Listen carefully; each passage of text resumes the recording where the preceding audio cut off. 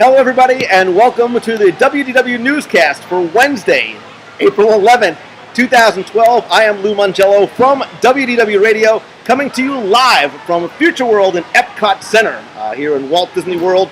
Today's newscast is once again brought to you by our friends over at touringplans.com.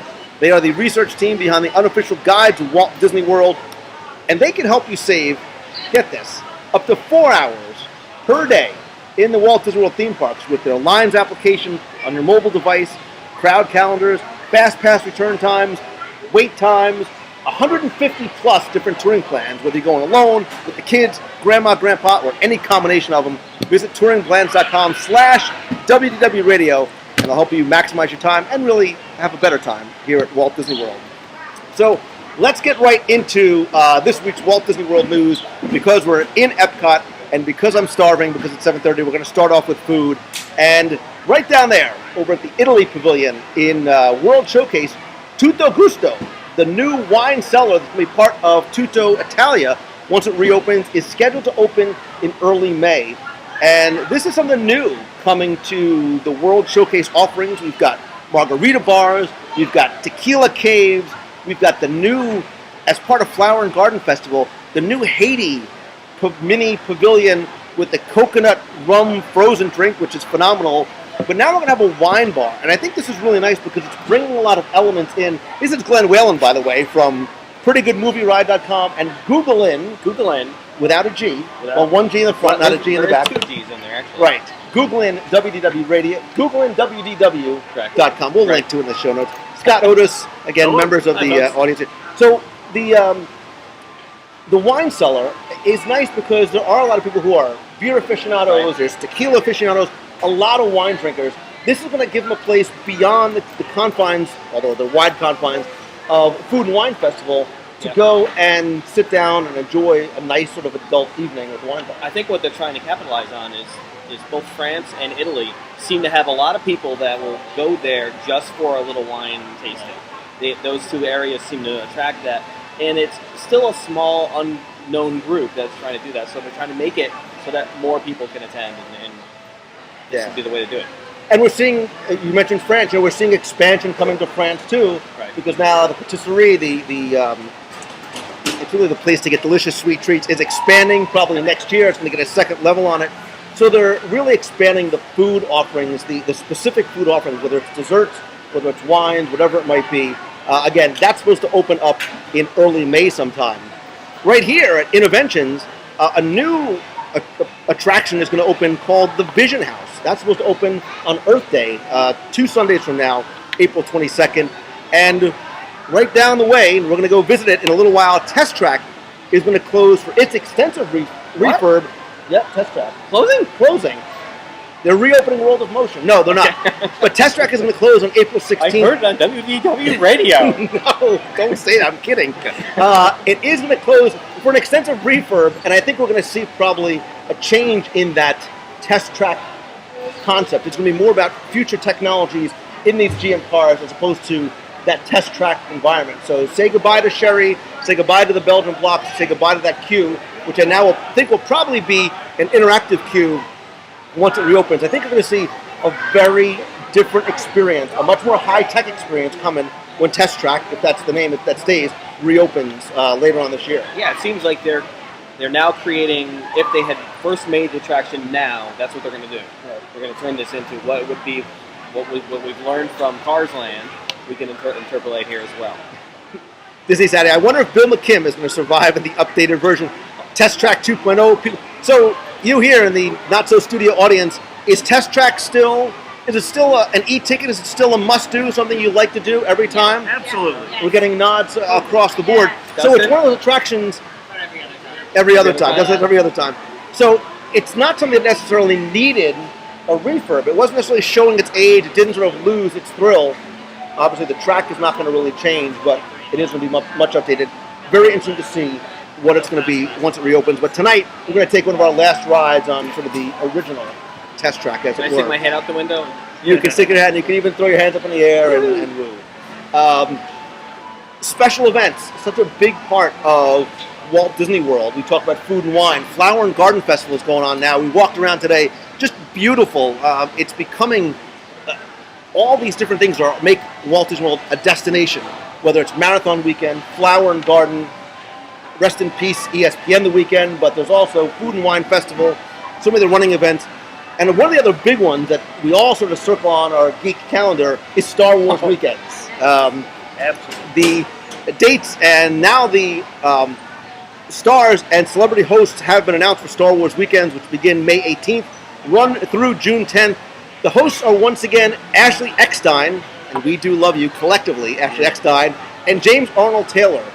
The schedule for the rest of the guests in the first weekend is going to be Ray Park, Darth Maul. We love Darth Maul. The kids who get to see A day at the mall. Get to be trained by martial arts master and Darth Maul. Yeah, trained by Sith Lord. What do you mean martial arts master? Learn to be a Sith Lord. Jerome Blake, maybe a name you're not as familiar with. He's Rune, Hako, and Masameda, and I'm butchering the names, forgive me. I think he's Clone Wars characters. Right, well, Phantom Menace. He's a Phantom Menace character. D. Bradley Baker, he's Captain Rex. He's Commander Cody, also from Clone Wars. The second weekend is Annie Seacombe. He's Watto from Phantom Menace. Ray Park is back, and Tom Kane, who's the voice of Yoda in the Clone Wars series, is coming back again. Third weekend. The narrator for the Clone Wars. He's all. Anakin Skywalker has returned. You are not Tom Kane. I know Tom Kane, and you are no Tom Kane. The third weekend, June 1st to the 3rd, Jake Lloyd, Anakin Skywalker from the second trilogy. Silas Carson, who's Newt Gunray, and Ki Adi Mundi from Phantom Menace. I know. It's Star Wars fans. What? That's what it says. And a Star Wars Clone Wars voice talent to be determined will be the third guest. The fourth weekend, June 8th through the 10th, it's Aura Singh. The tall, cool Aura Singh from Phantom Menace is coming. Jeremy Bullock, Boba Fett from... Boba Fett. A little higher. Episode 5 and Episode 6, Return of the Jedi. Daniel Logan, little baby Boba Fett from Attack of the Clones. And Nika Futterman, the voice of Asajj Ventress from the Clone Wars, is going to be there on the fourth weekend. And I went through that list because the very interesting thing about that for me is that there is only one character from the original trilogy. Wow. One actor from the original trilogy, and that's Jeremy Bullock. It's Boba Fett. And so I think what this marks is a shift that's going on. It's the shift of Star Wars weekend is now for a new generation of Disney fans. Our kids, and still some of us who are Star Wars geeks, these are the people who they are most interested in hearing from. Right. The Yoda, the characters that they hear or they see in the Clone Wars. Ashley Eckstein, has made a name for herself. She has her Universe brand as well too, and so that transition, that baton has been passed from the original trilogy to the second trilogy and now the animated series. And Lego Star Wars. No, that's true. I love Lego Star Wars. I think one of the things that we're seeing is every year the special events are actually promotional for something coming out. Right. So it may be that what they're promoting is all this modern stuff is Clone Wars. So a lot of people don't know who Jeremy Bullock is. Right. Who follow Clone Wars. But the other thing to consider is here in Orlando this year is Star Wars Celebration, which may also conflict in a way with who's going to be coming to Star Wars weekend. Star Wars Celebration does not take place at Walt Disney World. It's going to take place at the Orange County Convention Center again. Late August, I think, this year. It was in Indianapolis for a couple of years. Yes. Has now been here for a couple of years. That is sort of the mecca of Star Wars fandom and geekdom coming. And I will tease that I do have an exclusive interview with someone just in time for Star Wars weekend. I hope you can pronounce their character's name. I can. Okay. And I will tell you this. The Force is strong with this one. Yeah. Very strong. Scott Otis? It's not Scott Otis. Okay. It's not. It's the Force is strong with this one. You'll have to stay tuned. I'll release it just around the time, probably early May, just in time to get you excited for Star Wars weekend. So my question for you in the box, and people already, I think they already know where I'm going with this, is they're talking about Harrison Ford, Carrie Fisher, Mark Hamill. Who are the people who grew up with the original trilogy? I don't know why I'm looking to the people who are 20 years younger than me, but we who grew up with the original trilogy, who would we like to see? Orlando Calrissian. we met Orlando Calrissian at D23 last year, which was an interesting interview to say the least. But those are the people we want to see a Harrison Ford, we want to see a Mark Hamill, who probably would not come out for this. And I think they're right. I think they are looking to move towards promoting the things that they have coming out now. The re-release of the Star Wars Holiday Special on Blu-ray, right? And the Star Wars live-action movie, the TV show, which we're still waiting to see if and when that ever comes out. So one of the questions I have for you this week is, A, who turned on the lights, and B, who would we like to see, ideally? Look, George Lucas was there last year. Yes. We saw George Lucas, but we'd love to hear maybe from a Harrison Ford. We'd love to hear the Mark Hamill story a little bit more. All right, well, I'm such a geek that I would want it to be John Williams. So, and have him, get him in front of the Walt Disney World Orchestra, have him conduct Star Wars theme, I'd be in heaven. I'm with you. I'm with you on that. Because Harrison Ford would also he'd bring in Indiana Jones people, he'd bring in people so I think he's almost a distraction, but he's still dreaming. He is still very dreaming. So speaking of characters and who they portray, some of the interesting, not necessarily theme park news this week was Variety, sort of the Hollywood Reporter magazine, and a lot of other sources reported that it's been confirmed that Tom Hanks and Emma Thompson are going to star in a film called Saving Mr. Banks. And that is going to be a story of Walt Disney and his relationship with P.L. Travers, the author of Mary Poppins, how he eventually, because it took a long time, convinced her to sell the rights for Mary Poppins. Obviously, the story there is not necessarily the story of how Mary Poppins maybe came to the screen, but for the first time, in a major film release, the portrayal of Walt Disney. Right? We've talked about this ad nauseum really over the last few years. If there was a movie about Walt's life, who should play Walt? Right? What age do you portray him? Well, here it's very much locked in a specific point in time. And I think when you say Tom Hanks, I said, okay, that's who I could see playing Walt Disney. So Scott's giving us a thumbs up. Tom Hanks is Walt Disney. If you have to, it's almost like a wait and see, right? Because you can't judge until you've actually seen it. And I think that the dude from Twilight. Who? The dude from Twilight. I've never seen it. No. Harrison Ford. But I think there's a couple things for it. I think that no matter who you choose, you're not going to satisfy everyone. Like, who is the person who should play Walt Disney? So inside the chat room here, people are saying yes. Some people are saying not sure about Tom Hanks. I think he could do a great job. Some people are saying no. Some people said Tom Selleck. Tom Selleck is too macho cowboy. Well, I think Tom Selleck. I think he's got to be played younger. Right. I mean, we're not talking Uncle Walt. We're talking younger Tom. So actually, Tom Hanks seems a little old for that too. So I think that maybe it's going to be like 3 parts. Maybe he's going to be the later Walt. Well, I think the thing that intrigues me about this is Justin Bieber will be the young one. Exactly. Jake Lloyd is going to come in as young Walt Disney. No, it's how are people going to react to the portrayal of Walt Disney, the businessman? Because I think that our perception of Uncle Walt, the person who welcomed us into, we welcomed them into our homes on Sunday nights, is probably very different than Walt, the businessman who had to negotiate for years with P.L. Travers, who admittedly was very difficult, did not want to give up the rights to Mary Poppins. How are we maybe going to see a different side of Walt than maybe we're used to seeing as sort of Uncle Walt, on Tinkerbell at the Wonderful World of Color? Is this a Walt Disney film? Disney Pictures doing it? Right. I believe. Let's see. It's John Lee Hancock is going to be the direction. It's a John Lee Hancock. He did Alone at the Alamo. Right. It does not say who is. Rookie. Right. I don't see if it's specifically a Disney film, so I don't know. If it is him, it's likely that it probably would be a Walt Disney Picture, which would probably make sure Walt was in a nice light. Right. But I think move it over to another studio and we see a very different, this scene where Walt bites her in the leg, Right.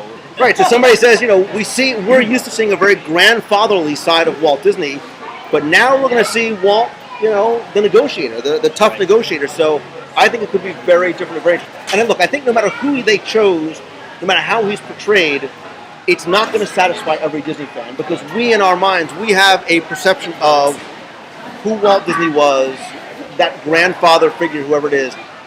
So that's the question of the week. That's the question I want to leave to you who are listening or who are watching, is what do you think of Tom Hanks as the selection? How do you what do you think this portrayal of Walt, the businessman, the negotiator, is going to be like? And if it's not Tom Hanks, who should it be? Yeah.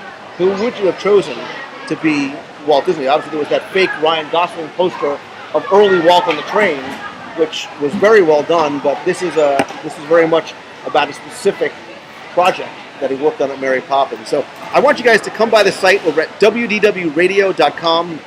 Click on the show notes for the April 11th newscast. You can leave your comments there. I'd love to hear more from those of you who are listening as to what you think about the choice of Tom Hanks, the choice of this film, the sort of first time we see Walt in this Mary Poppins, bringing Mary Poppins to the 1964 film, and what you think about all that. Doesn't Bed Knobs and Broomsticks come from this story as well? The creation of Bed Knobs and Broomsticks, because we can't get Mary Poppins working, right. So we start similar building, types of and similar type thing, and then they do get. Now they have two. And they're working. So yeah, I would love to hear more. Again, the chat room is going by very, very quickly. People are saying they like Tom Hanks. Some people say they want to see George Clooney. Edward Norton is another one that I've seen a couple of times. Anne Hathaway is Julie Andrews. So yeah, everybody's going to sort of have their own way they want to envision Walt. Tom Hanks has a good relationship with Disney already, which is probably important to this. Sure. And actually, someone said that Johnny Depp actually has a relationship with Disney as well, but I don't know if that's. I don't see Johnny Depp as Walt. No. He's Captain Jack Sparrow, and that's where he needs to stay. Don't forget, too, when you come to the website, you got to check out the blog. You got to check out the discussion forums, the videos, posting some new videos. Got a bunch of new videos I'm going to release very, very soon. Don't forget, if you missed the show live, you can catch it on the site and on YouTube. Don't forget this week's podcast. A lot of big news. A lot of big news about the digital version of Celebrations Magazine. Some changes to Celebrations Magazine. We announced the e-ticket event. What? You don't know about the e-ticket event? Starting this year and moving forward, WDW Radio is going to host an e-ticket event. We're a series of events, the weekends or weeks around October 1st. We start off with a small A-ticket event and work our way up to the B-ticket event. So to kick things off this year in our first annual event, we're going to start off with just one. The e-ticket event, also Epcot's 30th anniversary, Friday, September 28th. If you like the Adventurers Club, you're going to love this. If you like our Adventurers Club event, you're really going to love this, because it's going to be an evening with the Society for the Preservation of Historical American Adventurers. And so we're renting out the American Adventure Pavilion. We're going to have dinner in the Rotunda and some characters from American history that you may or may not know. This society that's preserving American adventures are going to have their they're going to have their annual meeting just for us.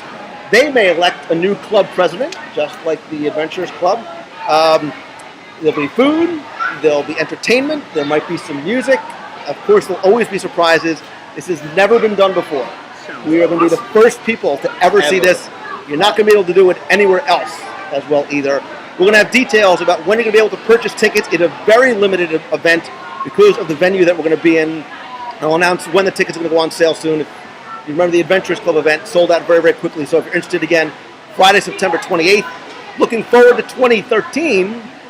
I love doing events, right? I love doing the meets of the month like this, the big sort of e-ticket events. Of course, the cruise, Richard Sherman. Who, by the way, he happened to write the music for Mary Poppins. He just happened to. They walked by him. Did he happen to write? He's coming on the cruise with us in November. But so next year, I want to do not just the e-ticket event, but I want to do a big event on land, at sea, and in the world.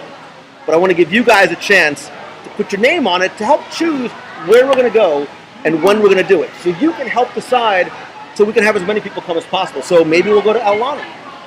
Maybe we'll go on the Fantasy. Maybe it's an Adventures by Disney to someplace new. Maybe we'll go to Tutto. We'll see. We'll put a survey out again. Stay tuned to the show, Twitter and Facebook for more information. Still, again, lots more coming. Follow me on Twitter. I'm at Lou Mongello, Facebook.com/WDW Radio. You can find it all over at WDWRadio.com and LouMongello.com, too. Go over and take a look. Thanks to all of you who joined us in the box, live here in the studios. Stay tuned. If you're here with us, stay tuned. We're going to go ride Test Track for one last time. Thank you again for watching. So until next week. See. Oh, wait. One more thing. I almost forgot. Speaking of putting your name on it, I did put my name on it. I talked about special events. Here, watch that. I made my promise this year, and I did it. I registered for the 5K over Walt Disney World Marathon Weekend. You are such a sucker. So are you, because you're doing it too. Oh, man. And so are you. And now that you guys live here, you too. Don't laugh, kids. You're coming too. I want the marathon to be accessible to everybody, so let's all do the 5K together. You don't have to run. We'll walk. We'll eat along the way. I promise you we'll eat. If 5 of us run 1K each, is that enough? No. But it's going to be awesome. We're going to have fun. I kept my promise. I put my name on it. Go register. You can go to rundisney.com, register now, and join the WDW Radio running team. Be part of the team. Not only do you get a really cool shirt, but we raise money to benefit the Make-A-Wish Foundation of America. That's the important part. I'm actually going to speak next week at the Make-A-Wish National Convention because of all of you. That's quite it's going to be a really, really fun time. WDWRadio.com/running. Now we're done. We got to go hit Test Track before the park closes. Thanks again for watching. Thanks you guys. Thank you guys. Thank you. See ya.